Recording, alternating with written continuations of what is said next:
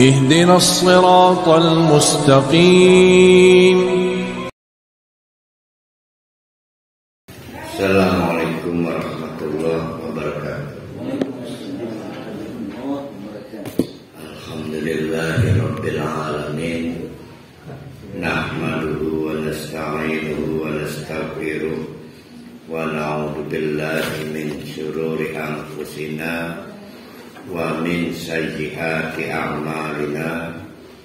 May yahdihillahu fala mudilla lahu wa may yudlilhu fala hadiya lahu. Asyhadu an la ilaha illallah wa asyhadu anna Muhammadan abduhu wa rasuluh la nabiyya ba'dahu. Yang bagian jaminan ampunan dari Allah terpotong di tengah. Kita sudah menyelesaikan strategi menjemput ampunan Allah bagian pertama, yaitu dengan memohon ampunan, berdoa kepada Allah andai dosa itu sudah membebani kita. Tapi rupanya dari hadis qudsi wis kebusak boleh tidak ke atas ya. Itu ada kondisi yang kedua, yaitu ada anak Adam yang dosanya kalau ditumpuk kalau setinggi gunung namanya menggunung, kalau setinggi langit melangit. Mau menggunung mau melangit berarti bertumpuk-tumpuk. Jadi apa itu bedanya antara yang kasus pertama dan kasus kedua? Di mana itu hadisnya kemarin itu? Ya bna Adam, hei anak Adam, lau balagot dunubuka, kalau dosamu sudah sampai ananas samai, setinggi langit, karena bertumpuk-tumpuk. Summastaghfartani, lalu engkau memohon ampunan karena dosa setumpuk-tumpuk itu. Jangan khawatir, ghafartu lak, pasti akan aku ampuni. Wala ubali, dan saya kata Allah nggak peduli setinggi apa, mau menggunung mau melangit. Jadi apa bedanya dengan yang pertama? Nah, saya pandangannya, kalau kemarin istighfar dalam konteks berdoa, kalau ini memperbanyak istighfar, berarti kedudukannya doa apa zikir? Zikir. Jadi ada dosa yang pendekatannya harus dengan doa, ada dosa yang pendekatannya kita tenangkan hati kita dengan memperbanyak istighfar. Berarti astagfirullah itu bisa doa, bisa juga zikir. Astagfirullahaladzim, astagfirullahaladzim. Berapa kali? Tidak dibatasi. Di mana tempatnya? Tidak dibatasi. Kapan waktunya? Tidak dibatasi. Nah, itu bedanya antara astagfirullahaladzim dijadikan doa dan pada saat astagfirullahaladzim dijadikan zikir. Nah, kita gunakan zikir untuk menghadapi situasi ada orang dosanya bertumpuk-tumpuk. Kalau cuma gunung setinggi gunung disebut menggunung. Ini mas setinggi langit, melangit karena bertumpuk-tumpuk. Bertumpuk-tumpuk itu sekedar banyak atau banyak dan banyak variasinya. Banyak macamnya. Semua dosa dilakukan. Perbanyak istighfar. Terakhir adalah Yabna Adam, hei anak Adam. Ini bukan menggunung, bukan melangit lagi. Ada orang dosanya, ada orang yang dosanya kalau ditimbang berat dan ringan atau diukur besar dan kecil, maka beratnya biqurabil ardi, seberat bumi. Kalau diukur besar dan kecil, tetap biqurabil ardi, sebesar bumi. Saking wadahnya, saking beratnya. Gimana? Itu mirip cerita sudah 99 orang yang terbunuh oleh tangannya, sampai akhirnya dapat hidayah. Karena orang kalau sudah penuh dosanya, tidur gak bisa, makan gak enak, was-was. Alhamdulillah si pembunuh ini dapat hidayah bahwa sulit tidur kalau karena dosa itu gak bisa dengan obat tidur. Nafsu makan kurang tidak bisa juga dengan mengganti menu atau makan obat perangsang makan, nggak bisa. Nah, akhirnya dapat hidayah. Apa hidayahnya? Jalan keluarnya bertobat. Maka ditempuhlah perjalanan. Sudah benar jalannya, bertemu kiai. Sayang disayang, kiai ini berfatwa tidak dengan ilmu tapi dengan hawa nafsu. Di mana kata kiai itu, dosa sebesar kamu mana bisa dapat ampun. Karena besarnya ambisi untuk bertobat, maka kecewa pada kiai itu, dibunuh. Sehingga 99-nya menjadi 100. Sampai akhirnya hidayah dari Allah mempertemukan pembunuh ini dengan seorang kiai yang lain. Kiai yang lain ini ahli ilmu. Yang kiai dibunuh, kiai sebelumnya ahli hawa nafsu. Maka dibesarkan hatinya. Tidak ada dosa setinggi apapun yang tidak bisa diampuni oleh Allah. Tidak ada dosa seberat apapun yang tidak bisa diampuni oleh Allah. Sekarang lakukan cara-caranya. Kamu tinggalkan komunitas lama kamu, pergaulan kamu, tinggalkan daerah di mana kamu menghabiskan umur, pindah ke lokasi baru, cari masyarakat baru. Itu syarat taubatnya. Oh, senang, riang, gembira, maka bulat tekad untuk pindah tempat, pindah pergaulan. Belum sampai ke TKP, keburu wafat. Wafat dalam perjalanan hijrah itu. Maka pasti husnul khotimah.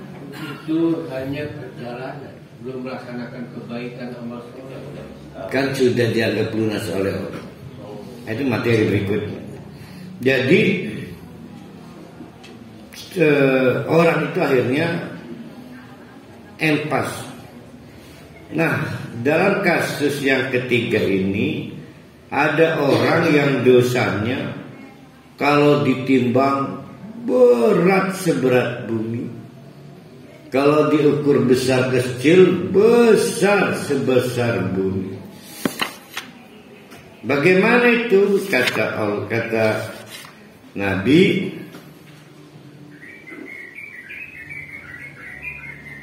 selama la tusyrik bi syai'an, bukan dosa syirik, la ataituka bi qurabiha maghfiratan. Jangan khawatir, nanti saya datangi kamu dengan membawa ampunan sebesar bumi juga. Berarti pas. Jangan khawatir. Nah, terhadap yang ketiga ini dibuat kesimpulan ada dosa yang hanya bisa gugur dengan cara memelihara tauhid. Saya ulangi yang kemarin dan hari ini ya. Strategi menjemput ampunan. Walaupun ada jaminan ampunan ready terus, mau kapanpun minta ampun, Allah membuka pintunya. Mau dimanapun minta ampun, Allah membuka pintunya. Yang pertama strateginya berdoa. Cari waktu terbaik. Habis sholat, waktu terbaik. Akhir sepertiga akhir malam, terutama waktu sahar, itu waktu terbaik kalau istighfar itu sebagai doa. Strategi kedua, memperbanyak istighfar dalam pendekatan zikir. Maka kapanpun waktunya, dimanapun tempatnya. Nah, ini yang ketiga sekarang untuk kelas bangkotan. Di sini menggadat. Tidak cukup istighfar, tidak cukup zikir, tapi perlu dengan pendekatan tauhid. Pendekatan tauhid. Bagaimana itu pendekatan tauhid? Karena siapa yang tidak memiliki tauhid tidak mungkin mendapatkan ampunan. Bersyahadat lagi, memperbanyak asyhadu alla ilaha illallah wa asyhadu anna Muhammadan abduhu wa rasuluh. Banyak di antara kita yang gak sadar murtad. Ya, dia murtad kok. Cuma tidak disadari. Dia habis dari dukun. Jadi dia harus menyatakan tidak wawuh kedukunan. Ya, jadi dia tidak boleh melakukan kesyirikan lagi. Nah, itu kelas berat itu. Habis itu boleh mati. Kalau belum tobat jangan mati. Jadi dosa paling besar itu dosa syirik. Alhamdulillah kita telah menyelesaikan materi kedua dari murojaah kemarin. Ustaz, kalau dengar cerita barusan kayaknya lebih mulai yang penjahat itu daripada kiai yang pakai hawa nafsu. Hawa nafsu udah dibunuh, dia menyampaikan fatwanya kalau tetap nggak masalah. Semua dosa itu kecil di mata, kecuali syirik. Semua dosa kecil. Nah, kita kan sampai pada materi ketiga dari murojaah kita yang kemarin, yaitu siapa yang sempat memperhatikan kiswah kain di Ka'bah. Ada tulisan bersulam emas. Apa itu tulisannya?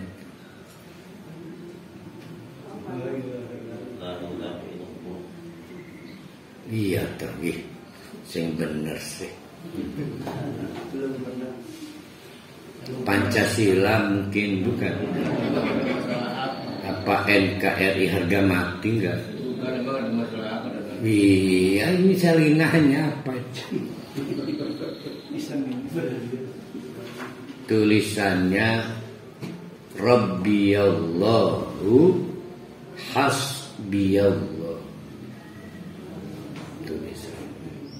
Jadi nggak ada NKRI harga mati di sana. Pancasila juga nggak ada.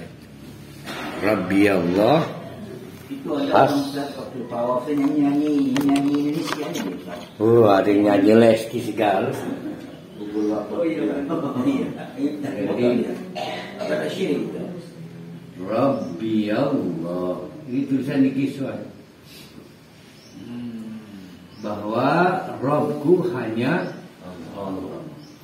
Rabbi Allah. Hasbi Allah. Nah ini judul materi kita yang terakhir. Semua terserah pada. Ini lagu Dewi. Ini lagu Dewi Yul. Sama Bruri Marantika, bukan Solima, bukan Marantika. Rabbi Tuhanku, Allahu hanya Allah, yaitu Rabbun, Tuhan pencipta, pemilik dan penguasa, dan Tuhan pengatur alam raya. Belum urkan, kan masih ingat kan?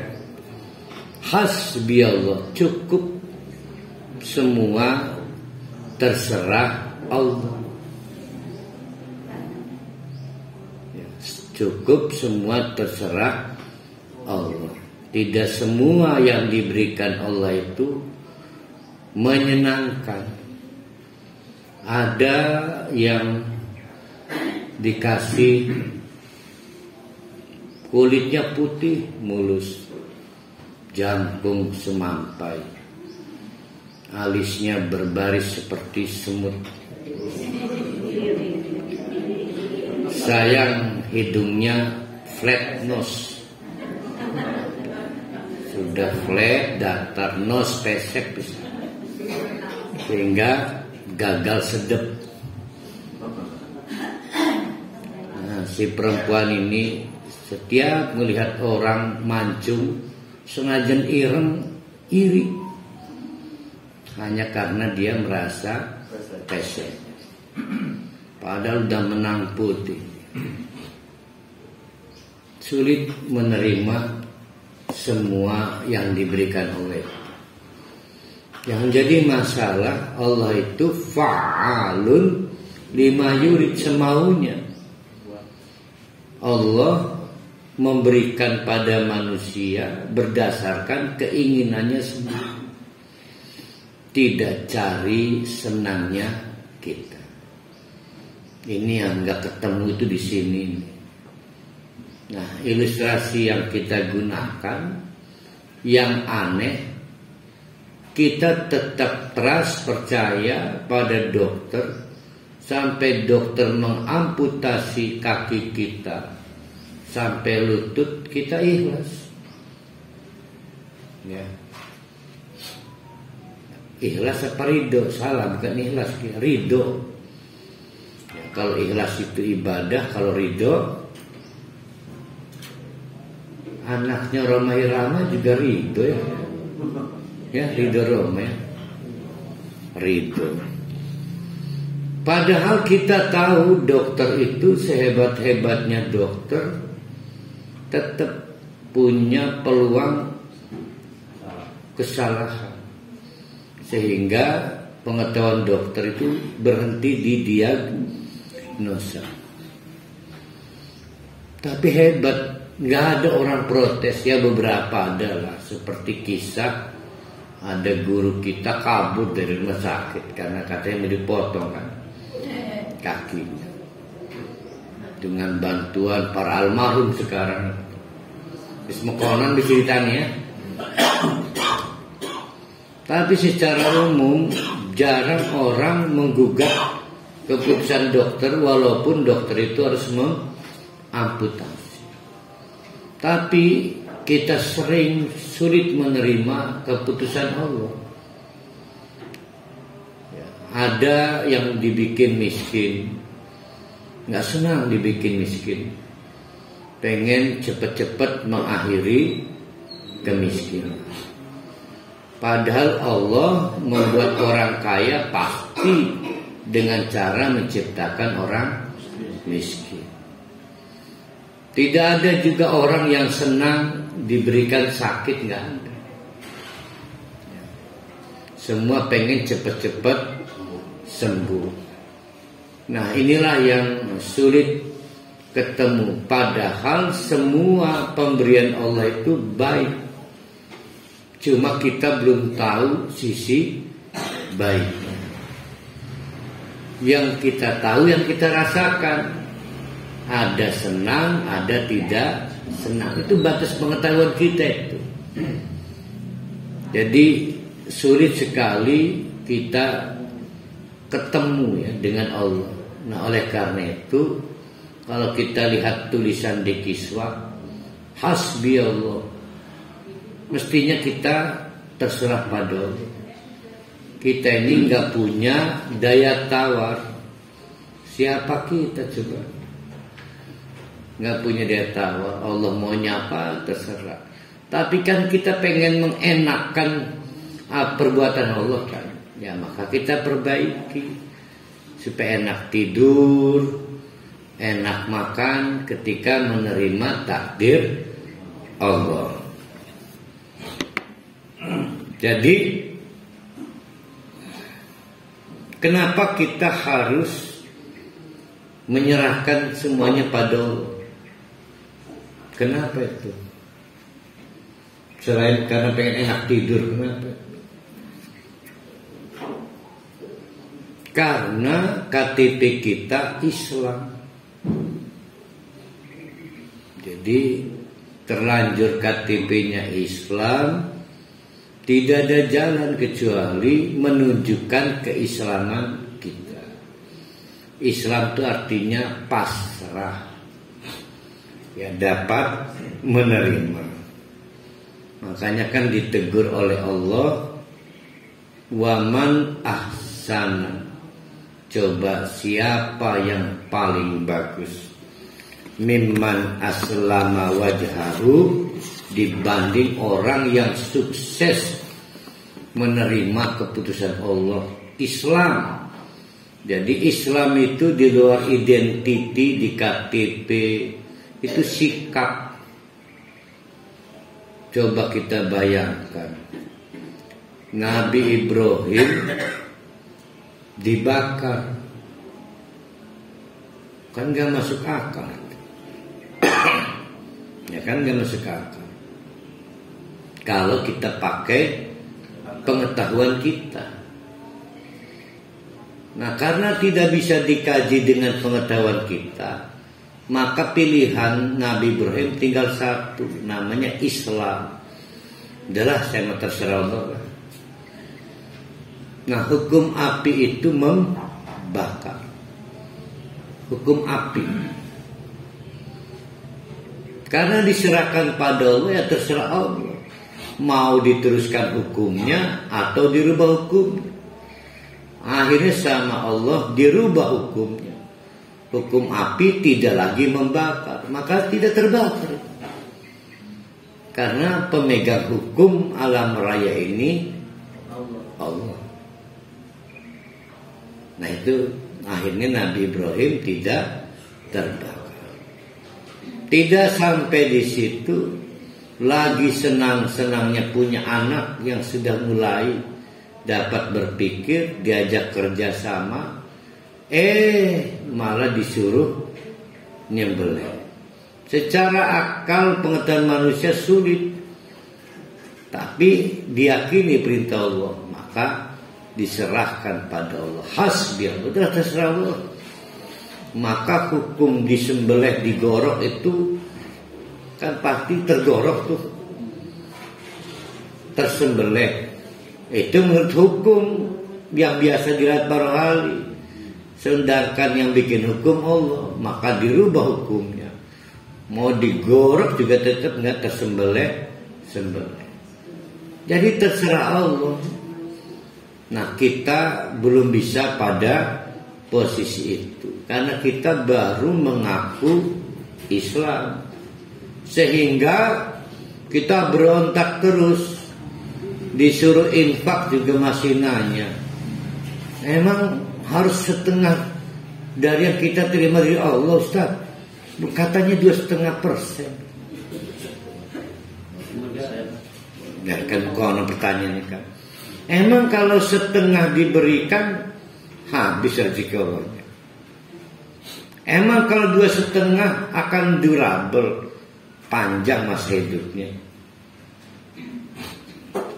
Nah, itu sebatas pengetahuan kita. Sulit banget. Gimana kalau kita kayak para sahabat, dihabiskan semuanya itu karena dituntut untuk perang, berbagai perang pada saat itu.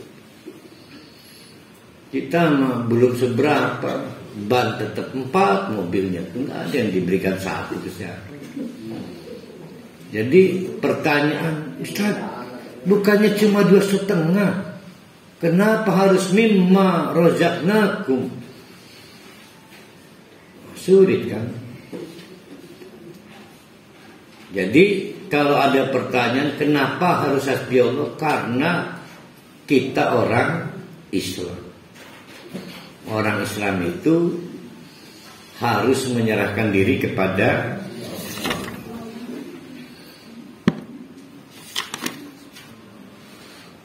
yang kedua.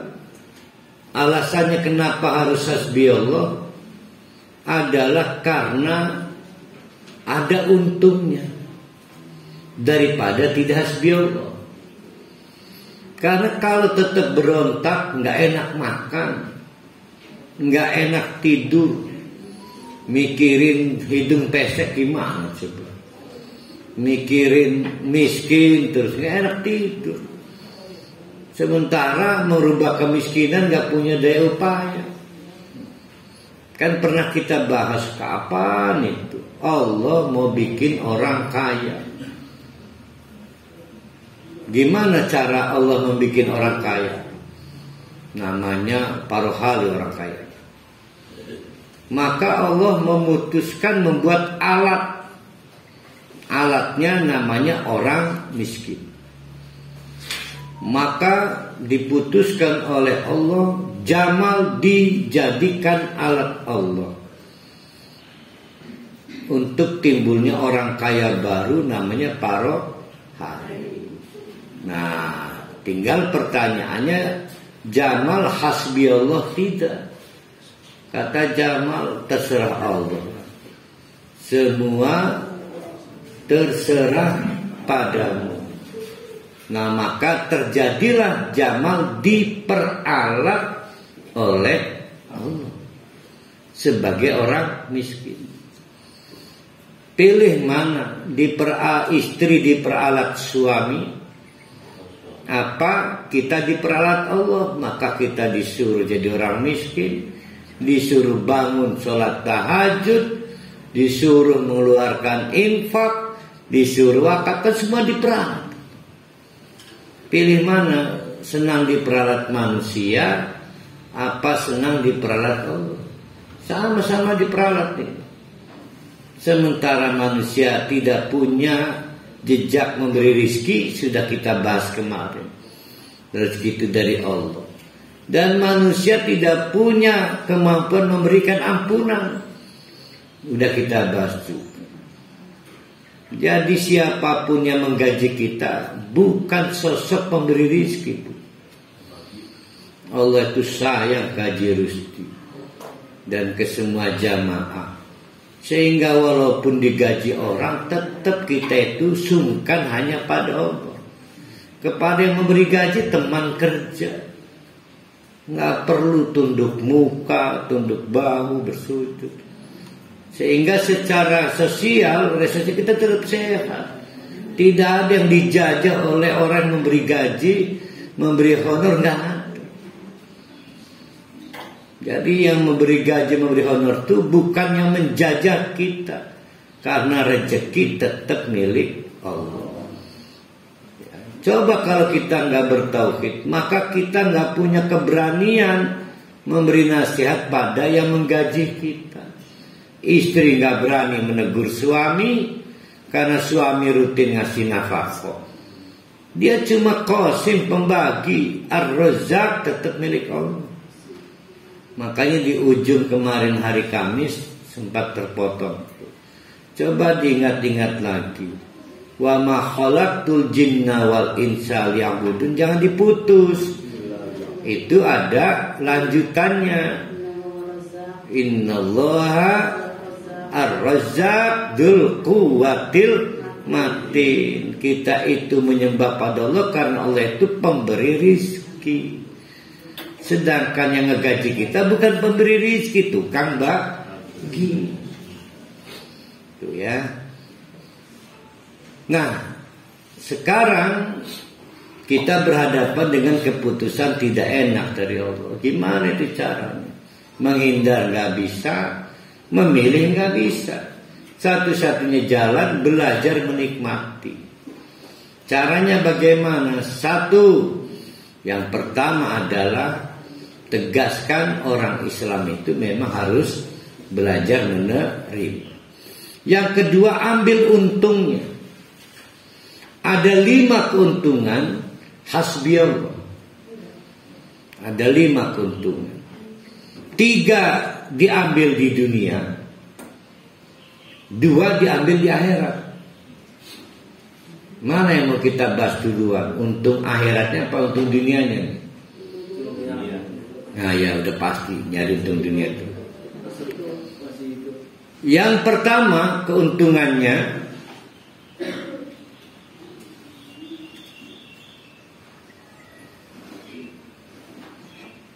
mendapatkan pembagian yang terbaik dari Allah. Allah ini kan tukang ngasih, Al-Mu'ti.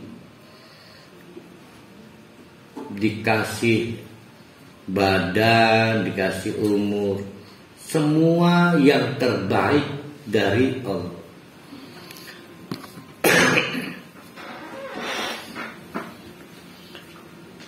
Kata Nabi, ini hadisnya ini. Ajib tuh.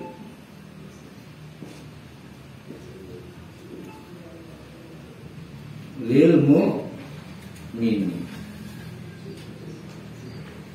Ini Nabi Muhammad kagum ke kita. Kitanya sebagai orang mukmin. Kau kagum karena, nah kalau pakai ini itu karena sesungguhnya Allah itu la yubdi mual bakal memberikan satu keputusan. Apakah keputusannya itu menjadikan perhati orang kaya, apakah keputusannya menjadikan jamal orang miskin. Keputusannya apapun itu tidak mungkin timbulnya illa karena khairan lahu. Pasti timbulnya jadinya baik. Baik dia dalam keadaan diperankan sebagai orang miskin, memerankan orang kaya, atau jadi karyawan, jadi direktur, jadi suami, apapun, semuanya khairan. Pasti yang terbaik. Dibikin Allah jadi yang terbaik. Kalau masih ada orang miskin ngeluh, pasti dia belum bisa mengimani diri, atau gampang, oh belum jadi orang mukmin. Nah kalau gitu apa? Nggak tahu, mungkin munafik mungkin. Tapi KTP-nya Islam, iya alhamdulillah KTP-nya Islam. Tapi belum naik pangkat. Gampang nebaknya. Sebaliknya kalau dia orang kaya lupa pada Allah, belagu nggak keturunan, gampang ketebak juga. Berarti kan bukan khairan. Pelit. Ke masyarakat pelit. Ke Allah juga pelit. Sholat nggak serius, padahal udah dibikin kaya oleh Allah. Gampang ketebak. Berarti kekayaannya tidak khair, bukan yang terbaik. Jadi kalau kita pengen mengubah apapun yang kita terima dari Allah itu jadi khairan, caranya adalah tingkatkan level kita dari keislaman jadi keimanan. Enak. Jadi orang miskinnya orang miskin yang terbaik, orang kayanya kaya yang terbaik. Tadi pernyataan bahwa kita ada untungnya kan kalau pasrah itu ada 3 tadi, menghindar tidak bisa, memilih tidak bisa, kita menikmati. Memilih kita bisa kan? Ya soal takdir itu sebenarnya ada takdir yang diikhtiari itu kan ya. Oh itu Bu Nena berarti di awal lagi. Ini mas setelah berusaha jadinya orang miskin, mau gimana? Sudah jadi bubur mau gimana? Bukan itu masih awal gitu mas. Sudah jadi bubur. Contoh, udah lama saya mengidamkan perempuan cantik. Pas kawin baru saya sadari pesek. Mau gimana coba? Harus nerima. Kalau tadi mah saya harus cari, maka saya datang ke biro judi, masih ikhtiar. Semuanya dulunya nggak seleksi dulu. Kadang-kadang bucin itu gati. Bucin. Jadi kalau pertanyaan Bu Nena itu mah di awal aksi mau dimulai. Nah itu mah harus serius mencari istri. Ujung-ujungnya dapat gitu-gitu juga, mau gimana, mau dibuang. Jadi sudah belajar, pas ujian jelek juga nilai. Mau gimana coba? Mau setting Nah itu maksudnya ini. Jadi kita menghadapi the final. Gimana caranya?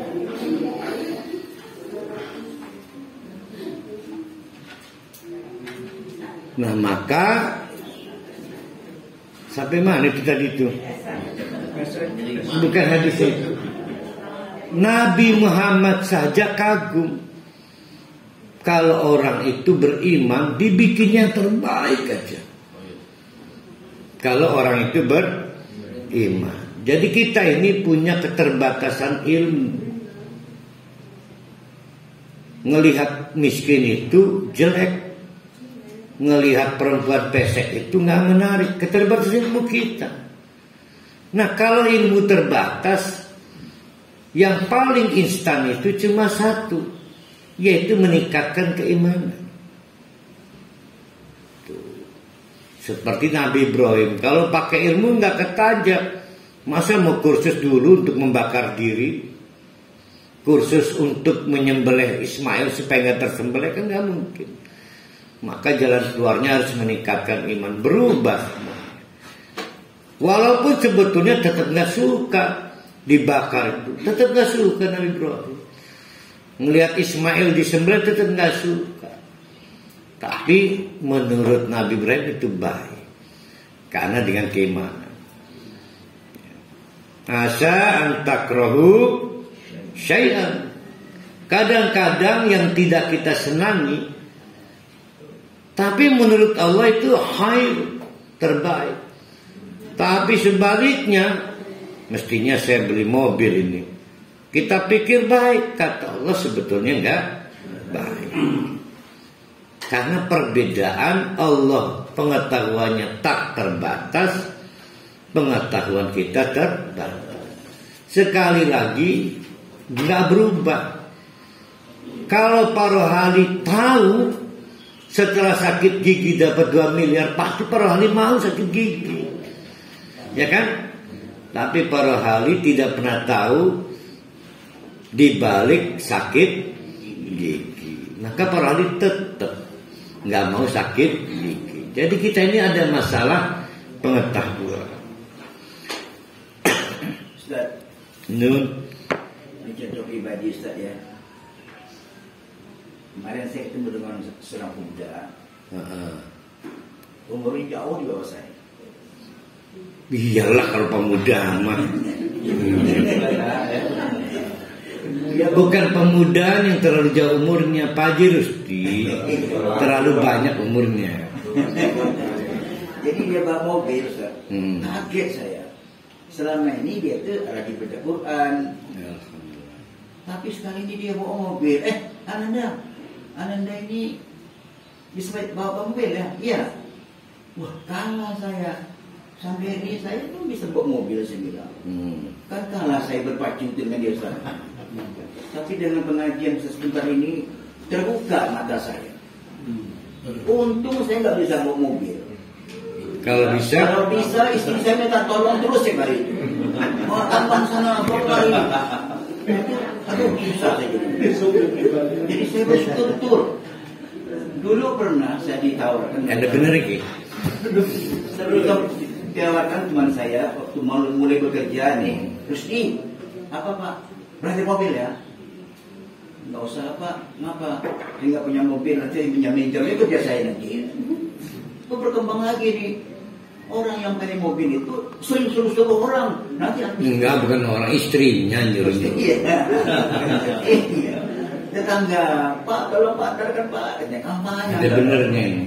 Jadi ada hikmahnya saya nggak bisa bawa mobil. Sama penderitaan saya juga begitu sekarang. Masya Allah. Tapi saya masih bisa bawa mobil kan Pak.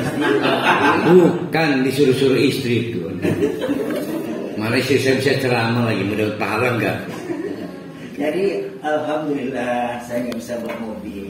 Jadi teman saya nggak. Nah itu contoh bagaimana sebenarnya mah belum kejawab kenapa belum bisa mobil, belum dapat notifikasi dari Allah. Tapi yang jelas bisa menikmati, tidak bisa menyetir mobil.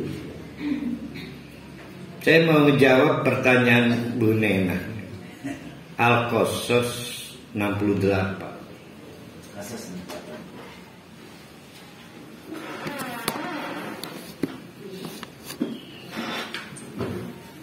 Oke, Kok boleh? Kata ini Allah memperkenalkan dirinya. Tuhan kamu itu, kata Allah, adalah Rabbun wa Rabbuka. Tuhan kamu itu Yahluk, menciptakan kamu. Apalagi itu? Apa yang disitu ayah taruh gimana?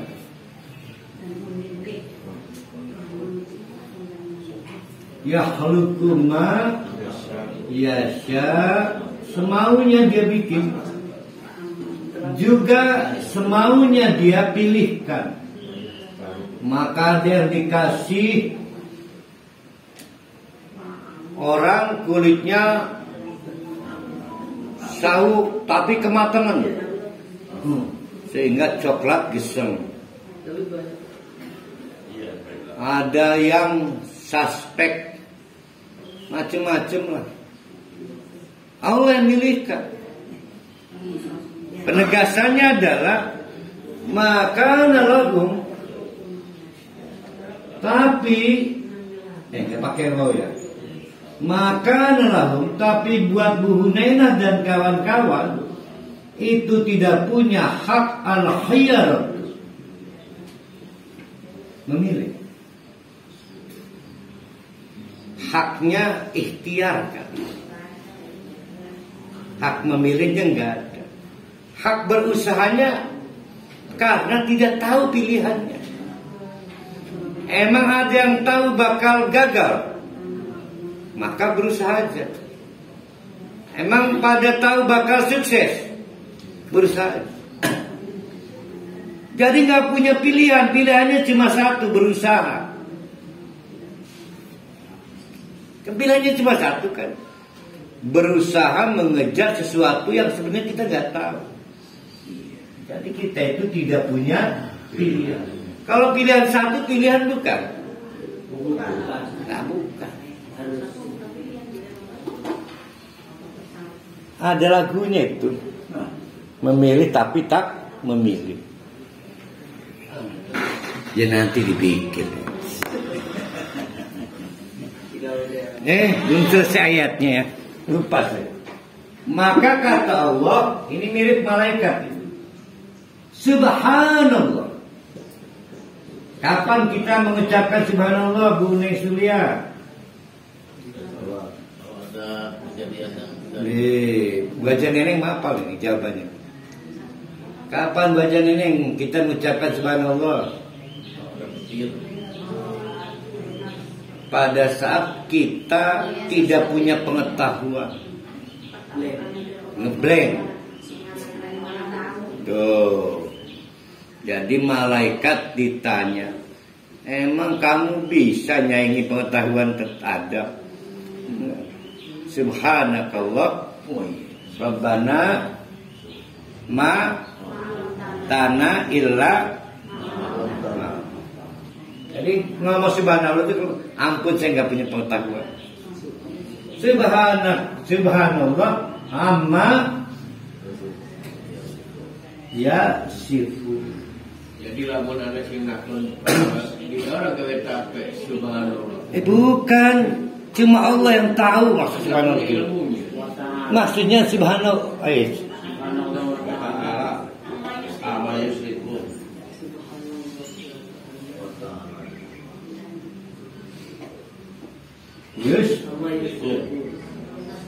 Ya gitulah. Jadi di sini kita itu enggak punya pengetahuan, Allah yang punya pengetahuan. Maka Allah berhak memilihkan kita, tapi kita enggak punya pilihan. Sisa satu, namanya berusaha. Pilihan bukan cuma satu kok. Kalau misalnya kayak lagu mah memilih, kamu pilih yang mana? Masih pilihan.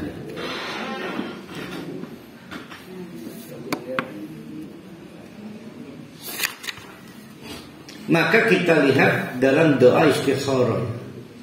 Apal parhal dasyarah. Berarti belum pernah istikharah ya. Berarti parhali jarang dilematis.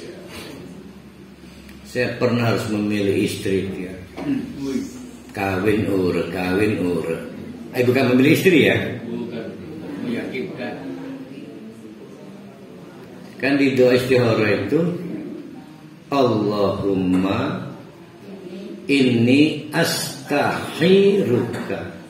Ya Allah, tolong dong pilihkan yang terbaik. Tapi bi'ilmika, dengan ilmumu, karena ilmu saya terbatas.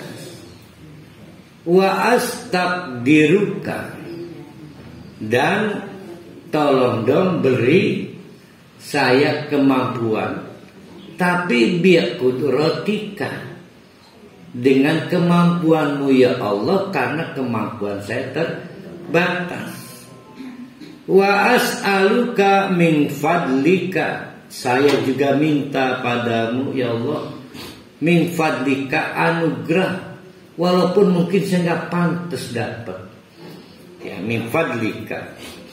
Kenapa? Fa innaka, karena engkau ya Allah itu takdiru, maha bisa melakukan apapun, tapi wala akdiru, saya powerless, saya kehilangan kemampuan.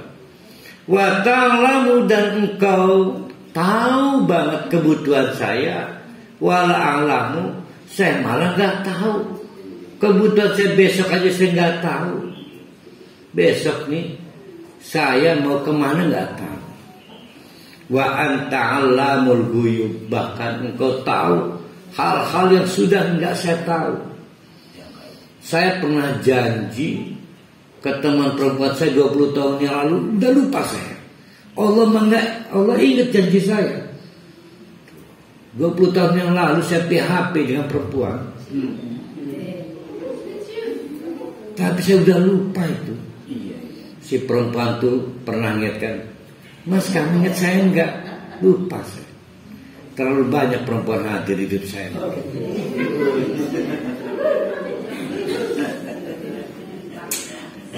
Ya. Nah, itu contoh ya.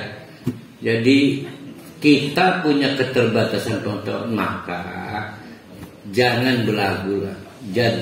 Mendingan berhenti, tingkatkan level keimanan, maka kita dapat yang terbaik dalam kondisi apapun. Yang kedua, pilih mana, menggerutu, menyesali, ya Allah, yang lain jarinya 5. Kenapa saya lahir dengan jari 4 pada bagian tangan kanan, bagian kiri 6? Apa bisa ngerubah? Kan nggak bisa. Tapi kalau kita naikkan level keimanan kita, hati tenang, itma'anna, menjadi bisa menerima. Ini ada cerita ya.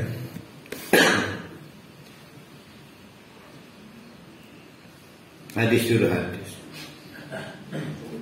Suatu hari Nabi dengan suara tinggi menegur seseorang. Wardo, coba dong ridho. Ingat kata kunci kita ridho, bukan ikhlas. Kalau ikhlas itu sholat bukan karena yang lain, karena Allah. Kalau ridho itu rela menerima keputusan, jari tangan kanan 4, jari tangan kiri 6. Wardo, coba dong rela nerima bima qasama Allah, terhadap yang sudah dibagi oleh Allah. Tapi gak sama Allah, yang lain 5 dan 5, saya 4 dan 6. Kalau kamu bisa mencoba rela, kata Nabi, takun agnan nas, maka kamu seketika menjadi orang yang merasa paling kaya. Nggak percaya, coba aja. Itu kata Nabi dia. Wahris ala ma yang fauka, dan cobalah kerja keras, jangan ngelamun meratapi jari. Cari hal-hal yang bermanfaat. Wasta'in billah, jangan lupa minta tolong pada Allah. Wala ta'jaz, jangan malas. Wa in asabaka syai'un, kalau yang kamu terima itu kamu anggap tidak baik, maka jangan bicara lau, cobalah. Jadi rupanya mengutuki ibunya. Coba mama nggak kawin sama papa, mungkin anaknya nggak kayak saya gitu. Ya papa yang lain misalnya. Nah akhirnya cacat begini, ini kan salah papa mengandung, salah mama mengandung, akibat salah memilih papa. Nah itu lau, andai. Ya. Walakin yang benar adalah kul, katakanlah qadrullah, apa boleh buat? Ini keputusan Allah. Wa masya fa'ala, terserah Allah lah maunya apa. Fa inna lau, karena ngomong coba talamun itu taftahu amala syaitan, membuka cerita setan masuk. Ya, membuka cerita setan masuk. Akhirnya nggak bisa tidur kan? Ya kan? Nggak bisa tidur. Kalau mau pengen tidur ya terima. Biasanya berkali dari penancangan lewat Cicari Bundaran ya, menghindari polisi kan, karena tengah ada Polres. Hiji waktu belagu merasa SIM hidup, plat nomor hidup lewat Polres. Itu ada bleduk di Polres. Untuk pertama kali para ahli situ, wakil, maka karena gugup jatuh, terpelanting berguling-guling. Akhirnya pulang. Kata istrinya, coba bapak jangan akal laganya lewat-lewat pengah. Pasti kan gak begini. Nah, itu orang kafir. Begitu kan? Akal laga harus yang biasa nih lewat Cicari Bundaran. Apa sih kenapa ini? Coba kalau padahal dia nggak tahu kalau lewat Cicari Bundaran bukan lecet, tugel tangannya pun. Nah, lau itu hanya dilakukan oleh orang yang hilang iman. Wis lecet di mari rabi Pak Wali. Ya. Nah, itu akibat andai.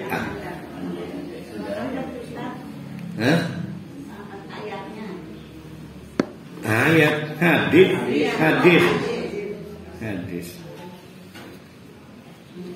Dari Abu Hurairah radhiyallahu anhu, lamun ditulis jauh. Engko ini kelan patate ditulis buku maniko. Nah, ini yang ketiga, masih upah dunia. Mendapatkan ganti yang terbaik. Kalau kita bisa menerima keputusan Allah, pemberian Allah, tapi sebenarnya kita nggak senang. Walaupun nggak senang, dipaksain, ditelan dan enak, dapat ganti yang terbaik. Ini yang paling mencolok ceritanya. Siapa tuh yang di nikah Nabi itu namanya? Siapa? Ummu Salamah ya. Ummu Salamah itu punya suaminya gugur di suatu perang. Ngelamu Ummu Salamah karena cinta mati dia. Bahkan cinta mati 3 kalau nggak salah. Karena cinta mati 1, cinta mati 2, cinta mati 3. Dewa 19. Cipta Ramadhani. Ditegur oleh teman-temannya, teman-teman suaminya. Bude, berdoa dong yang diajarkan Nabi, supaya dapat yang terbaik, ganti yang terbaik. Marah Musa. Adakah di dunia ini lelaki yang lebih baik dari almarhum suami saya? Beneran gak ada lagi. Itu istri saya kalau saya mati itu udah sulit kita hidup itu. Gak ada lagi yang lebih baik dari saya. Maka saya berusaha hidup untuk menjaga.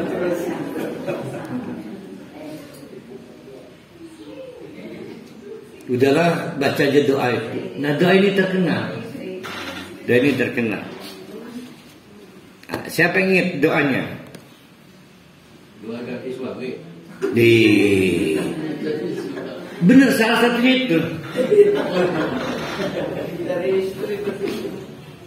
Maka akhirnya walaupun hati marah, jadi suaminya ini namanya siapa itu nama suaminya?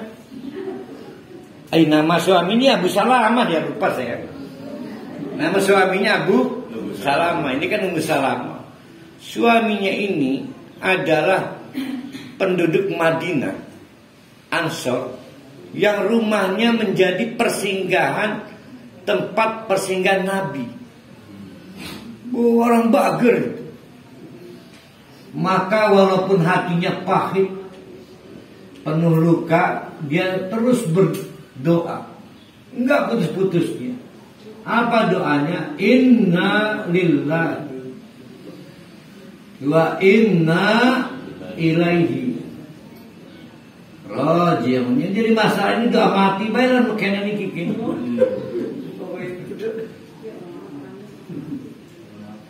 Ada lanjutannya yang jadi masalah diputus.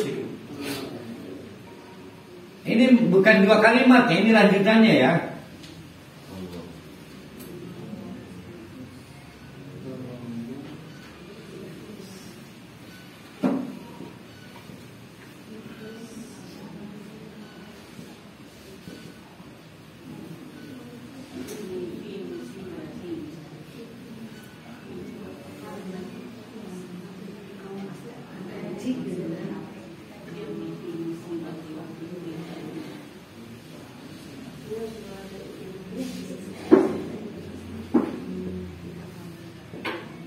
Wa akhlifni. Ada ingat gak doanya?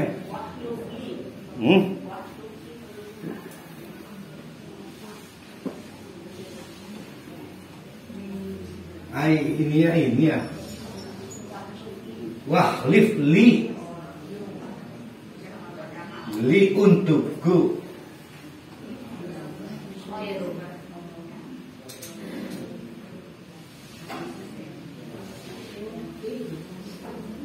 Nah ini doanya. Kalau yang innalillah ning Masjid Kubang Lampung mati wingian kan. Itu men dari Quran kan. Idza asabatu musibatu qalu innalillahi wa inna ilaihi raji'un. Ini mah dari hadis. Iku lamun lakine sing mati. Lamun lakine sing mati. Pade bae. Jadi ini hadis dari Ummu Salamah. Ummu Salamata radhiyallahu anha.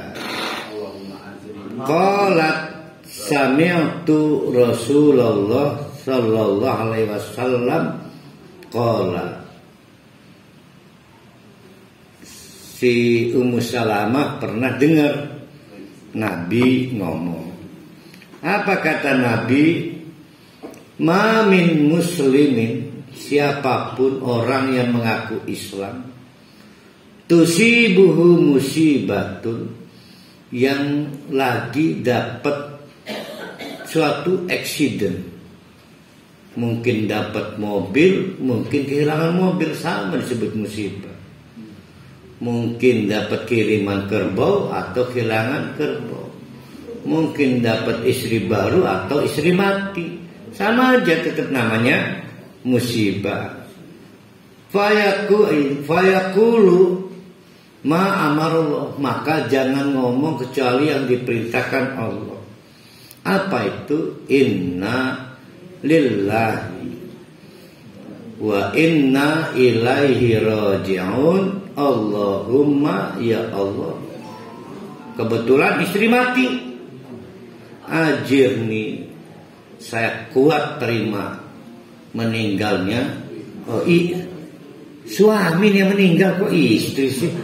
Ini suami, maka saya minta upah pahala. Kapan itu? Di akhirat. Tapi di dunia saya juga minta ahlif li, ganti yang terbaik.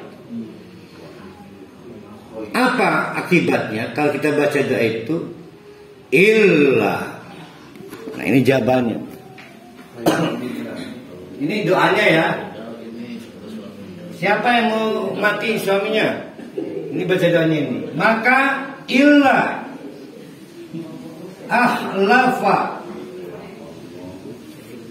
akhlafallahu khairan minha.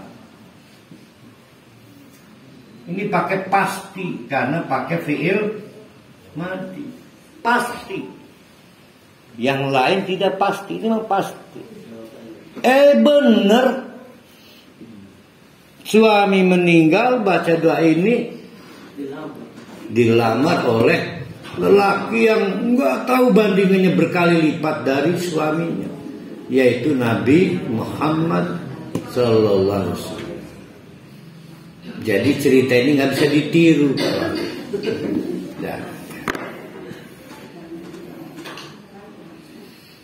Pernah lagi ada kisah begini. Ini juga tadi namanya siapa? Tadi Ummu siapa? Ummu Salamah. Ini Ummu Sulaimah.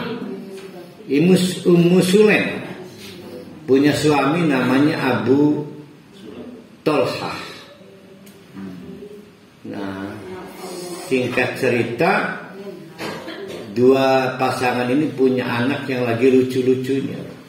Sekolah PAUD di Madinah kali. Sakit keras anaknya. Sebetulnya was-was Abu Tolhah mau meninggalkan anaknya kan sakit keras, tapi ada tugas yang harus dilaksanakan dan beberapa hari pergi. Maka kata Abu Tolhah, aku titip anakku ya. Kira-kira beberapa hari saya keluar kota. Oke, don't worry, jangan khawatir.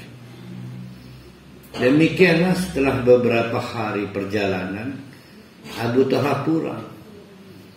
Tapi sayang anaknya keburu meninggal. Ummu Sulaim cari akal, tidak ingin mengecewakan suaminya.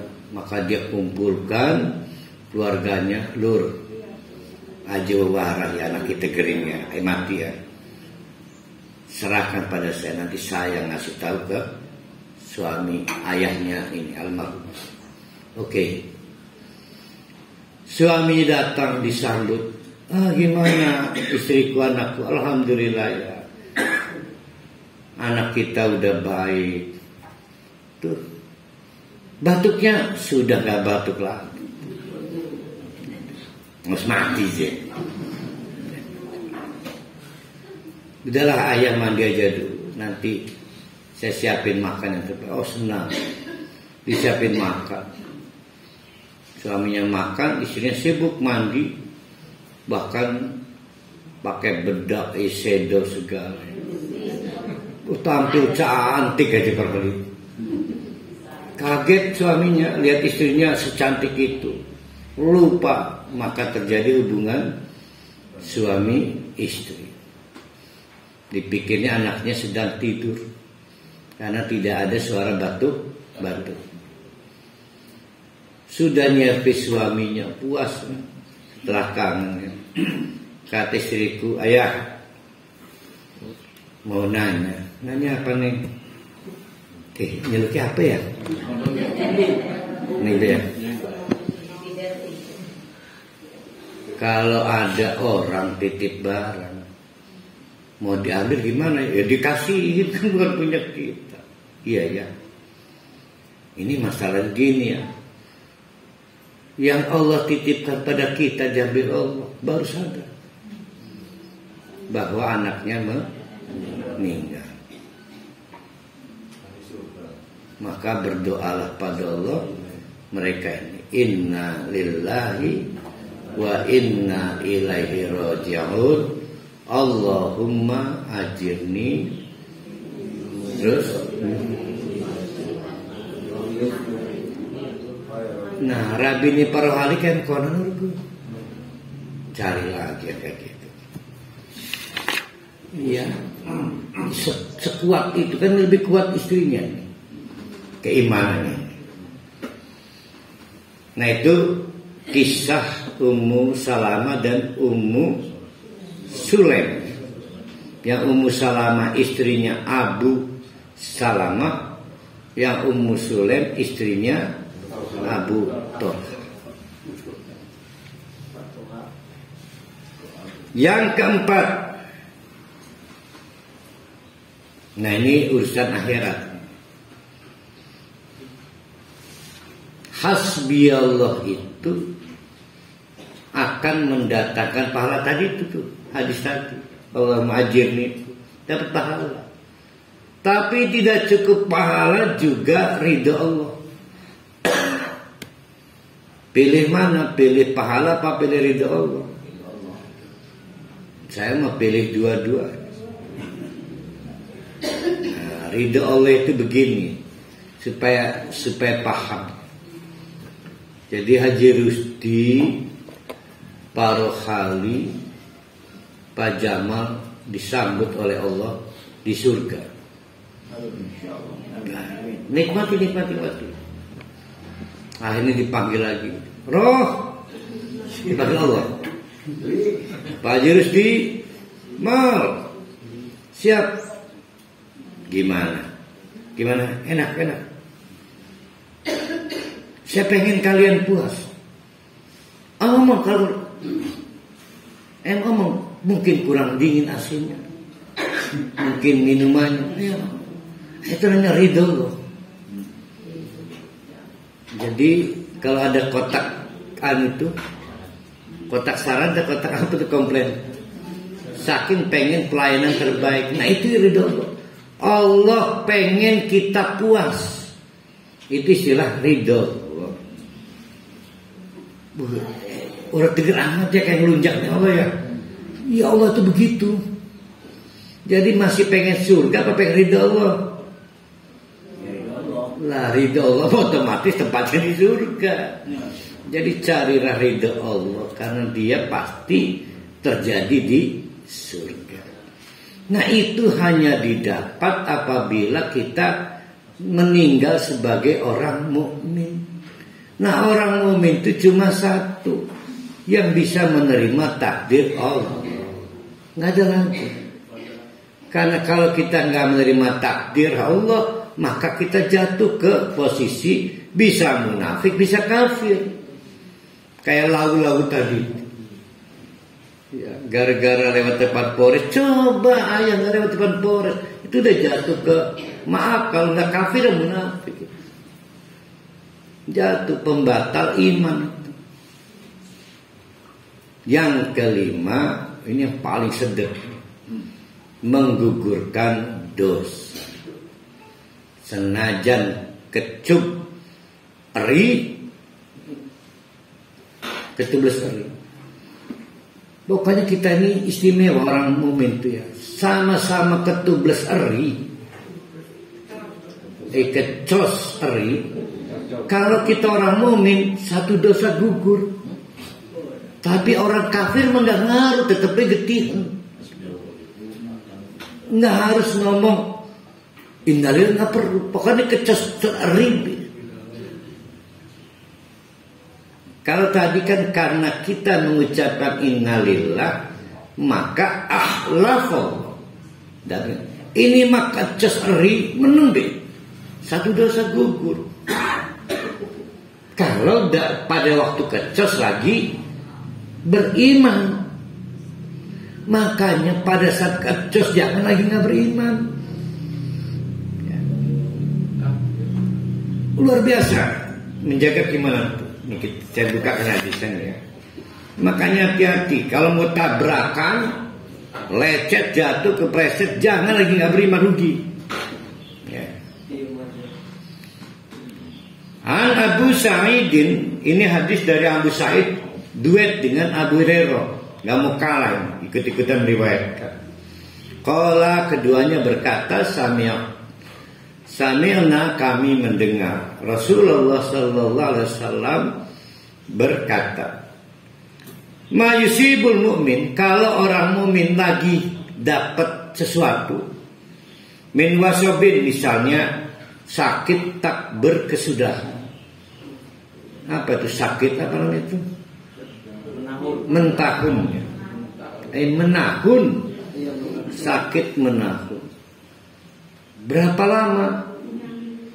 Berapa lama itu?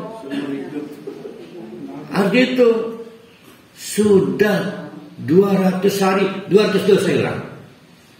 Udah berapa hari? 800 hari, 800 dosa hilang. Enak kan? Kalau selama sakitnya dalam keadaan mukmin. Pilih mana? Pilih sakit atau pilih mukmin? Pilih mukmin sehat. Wala nasobin, atau kepegelen. Habis kerja biasanya nggak capek, ini nggak capek. Kan ada kan situasi yang istimewa ya, sampai keluar madi itu. Madi itu bukan mani, saking capeknya. Sampai kadang-kadang diceluk Rabi baik, engkau sih mau rela kerokin pegel, dapat 10 dosa hilang. Kalau pada waktu pegelnya itu lagi mukmin. Wala sakomin, atau sakit pinggang, sakit kaki, pening, sabu bae sing larut. Sehingga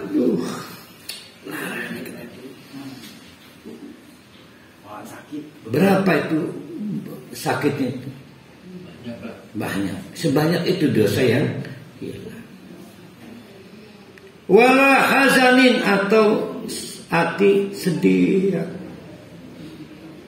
Mungkin dia mikirkan sesuatu yang bikin kita sedih. Mungkin anak jauh, mau lebaran kayak aku ya, rabikinnya pengen wakil rabikin. Hati sedih, banjir rabi. Ayah ini gak pernah berubah dari dulu, nganggap lebaran itu sama aja. Kan gitu kan, hati kan sedih kan. Nah, kesedihan kita berakibat terhapusnya dosa. Kalau lagi sedih itu lagi beriman. Hatal hamma yahummuhu, sampai suatu keadaan yang menekan, illa kuffiro, kecuali karena itu maka dihapus karena sayiatuhu, dosa. Jadi enak, apalagi kita bisa hasbi Allah, udah dapat pahala, terhapusnya dosa, enak. Ada hadis yang mirip, ini mah dari Muawiyah juga. Ma min syai'in yusibul mu'min, tidak mungkin menimpa kepada orang yang beriman, fi jasadihi, di bagian tubuhnya, yudihi, yang bikin sakit, jemper, apa maniko, pegel, merengkang, illa kaffarallahu anhu bihi min sayiatihi, kecuali dicatatkan rasa sakit pedihnya itu beririsan dengan hilangnya dosa. Jadi yang terpenting sakitnya apa mukminnya? Mukminnya. Jangan tidak mukmin khawatir ada sesuatu terjadi, nggak ada efeknya. Kan orang Kristen juga maaf sama-sama pegel juga, tapi pegelnya orang non-Islam tidak berakibat gugurnya dosa. Nah, kita ulang, ada 5 manfaat hasbi Allah. Yang pertama, mendapatkan yang terbaik. Yang kedua, menimbulkan tumakninah, itma'annah, perasaan tenang. Yang ketiga, mendapatkan ganti yang lebih baik. Yang keempat, mendapatkan pahala dan keridhaan Allah. Yang kelima, menghapus dosa. Mendapatkan pahala dan keridhaan Allah. Yang kelima, menghapus dosa. Manfaat hasbi Allah. Ini hasbi Allah berkaitan fa'alun lima yurid. Karena besok kita masuk nama dan sifat-sifat Allah yang berkaitan dengan Allah itu wajib disucikan oleh kita. Tidak boleh kotor atau dikotori oleh